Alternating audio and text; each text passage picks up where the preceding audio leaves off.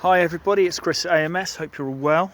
I'm out working on a Ford smax today on a brisk December afternoon. The customer complaint is that the vehicle doesn't start. Here we have it, the smax. It's got a 2 litre diesel engine fitted to it. When you press this has a start-stop function, or a press button start function, sorry. So when you press, it's keyless entry, so you just press the button on the dashboard in order for it to start. You press the button, ignition all lights up and comes on, but it doesn't crank over. Someone had suggested that the starter motor may be at fault. So we've come out to take a look at it and see what's occurring. So first off, what we've done is when pushing the button, we found out that we're getting no signal to the starter motor for it to crank over. So from the starter motor, which is down here, I've traced the wiring back to the underbonnet fuse box.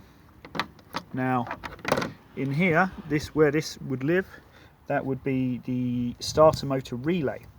Now with the ignition on and powering the relay, I can actually get the engine to crank over and start.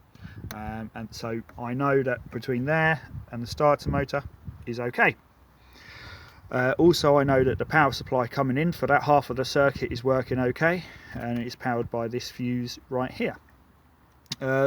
The top and the bottom terminals to this relay, this 4-pin relay, are what control or open and close the switch inside the relay. The bottom one here is controlled by the engine management ECU, which puts an earth to the circuit in order to allow it to crank. And the top one should be a power supply with ignition on, or supposedly with ignition on. So what I have traced back is that to that relay, the wiring, it runs to a control module in the boot of the vehicle. And if I'll just show you this, and this is the keyless vehicle or keyless starting module. And if we look down here, that's that little kiddie there. Now by doing a continuity test, I can prove that the wiring between this module and the starter motor relay is all okay. Code reading the vehicle, it has shown up no fault code, so it gives you no indication of where to go from there. So could it be a faulty module in the boot? Quite possibly.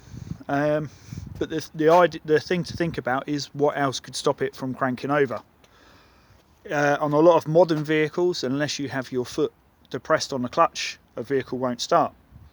So a good idea would be to check that first. So what we've done here is I've been checking the wiring and such like to the from the clutch pedal to that box. Hello.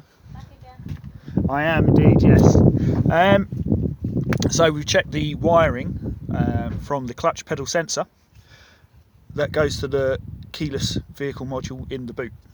Now here we have, I've pulled it all to pieces. You can see there's a bit of stripping down in order to get to things. And what we have is this plug here goes onto the back of the module. Now you've got a grey and white wire that comes off of there, and we've also got a blue and with an orange stripe. How if I can get that to focus in. That comes off the back of there. Now this runs along here, down the A post, through this bundle of cable,